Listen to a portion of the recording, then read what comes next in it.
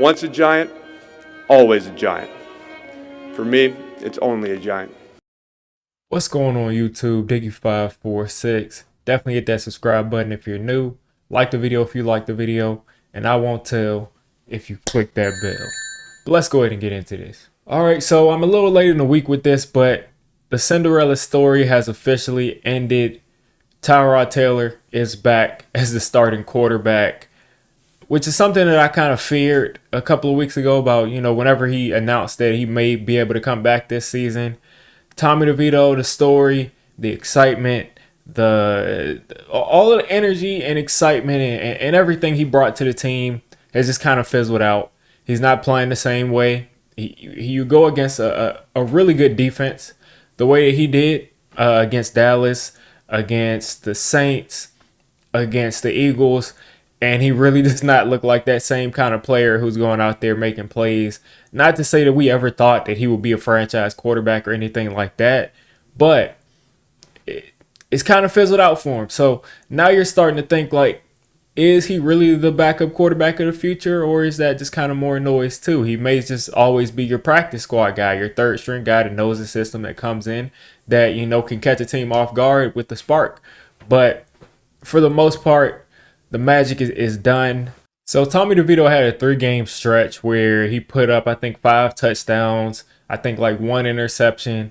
He was the most productive we had seen for a Giants quarterback this season as far as that went for him. And it was exciting. I mean, we were kind of upset because we're like, should we really be winning games right now with our third string quarterback? It's not like he's going to be our quarterback going forward. So should we really be doing that? But it was just exciting, the moxie that he brought to the game, his family, everything about that was exciting. So I don't really regret winning those games because, it was exciting.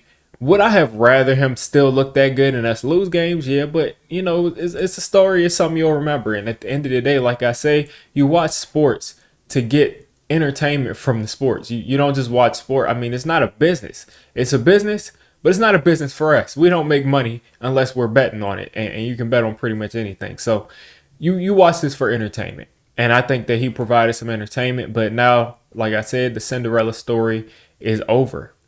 Now, Tyrod Taylor, I would say, it's been a story of 3 quarterbacks. Bar none. The best quarterback play we've seen as far as level of play at any time this season has been Daniel Jones. Against the Arizona Cardinals, he completely carved them up. He destroyed that defense. It was ridiculous how well he played that second half against the Cardinals. But besides that, as far as consistency, it just wasn't there. It wasn't there. He was under a lot of pressure, but the consistency, like I said, just wasn't there.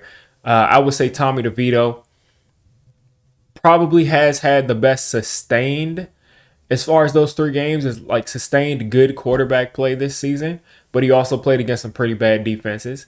And then you have Tyrod Taylor, who I think has just been the guy who's probably the best at taking what the defense gives him.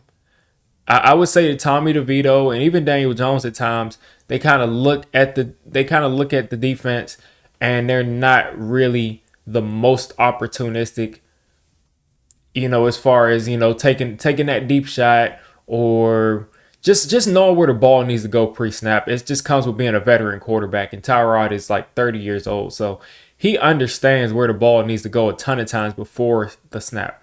So who's the best quarterback we've seen this year? Like I said, I would say Daniel Jones had the best ceiling. Tommy DeVito has had, a good couple of games. And then Tyrod, I think maybe his ceiling isn't as good as Daniel Jones, but I do believe he's a better quarterback than Tommy DeVito. And I do believe, again, he knows where to go with the football, which can be dangerous for the tank. And listen, as I said before, I'm not someone who's ever rooted for a tank, but if there's any time to do it, it's right now. Lose these 2 games, lose to the Rams and lose to the Eagles, and get out of this season with as high a pick as possible. Because right now, Tyrod Taylor in there, he's not going to be our future in any way. I doubt Tyrod Taylor's back next year.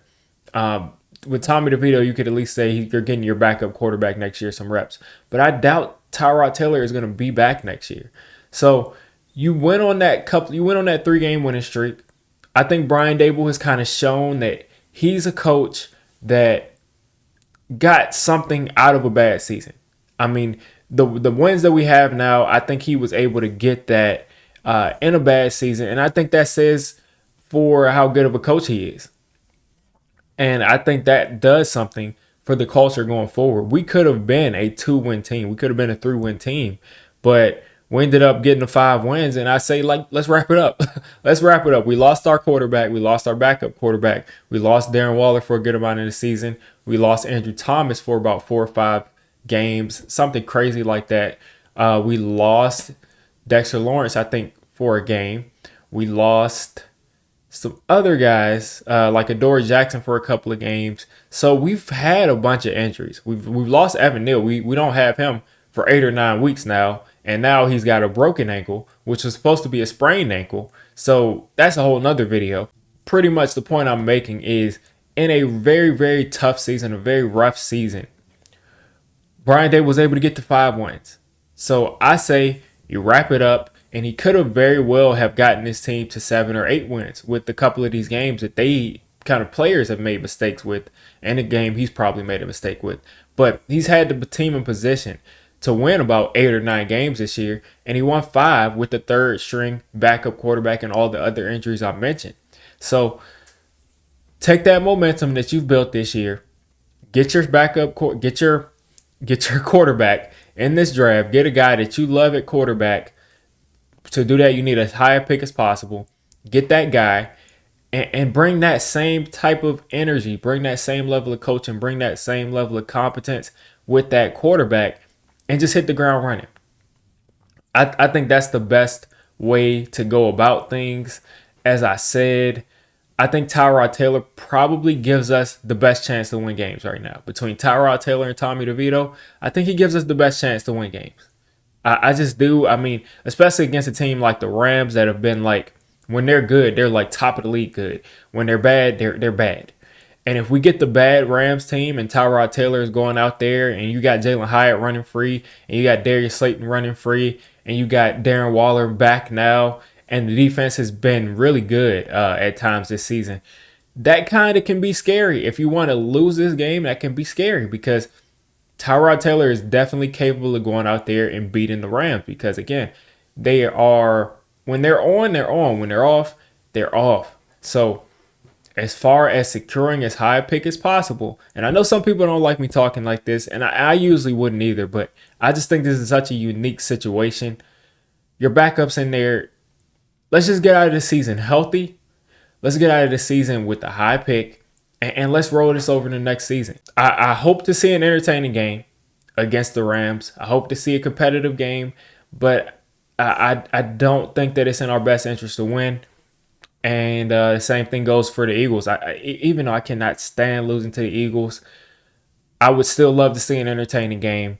And the result ended up how it did last week. So Tyrod Taylor is going to be your starting quarterback the rest of the season. Unless he gets hurt, which, I mean, it's kind of like very possible with Tyrod Taylor.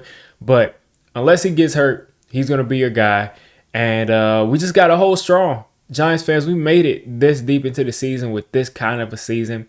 With this past decade of bad football we've dealt with, we can lose 2 more games. So we can get dragged out of the dungeon of fandom that we're in right now. So you guys let me know what you're thinking of Tyrod taking over for Tommy Cutlets. He'll always be a legend in my book. He'll always be a legend. He was a hometown kid who looked horrible his first couple of games, had a couple of nice games, and ended up getting benched. But at the end of the day, the dude got to play for his hometown team. You can never take that away from him. He got a couple of game checks that he wouldn't have gotten on that practice squad. And shout out to Tommy DeVito, man. He brought some sort of excitement and joy back to New York. So shout out to him. And again, Tyrod, your starter for the rest of the season. Let me know what you're thinking of that. If you made it this deep into the video, come on, just hit the subscribe button. I make Giants content primarily, draft content secondarily, and during the season, I'm going to be doing a lot of reacting to pretty much most of the NFL games and everything NFL. So if you made it this deep, go ahead and join the D6 squad.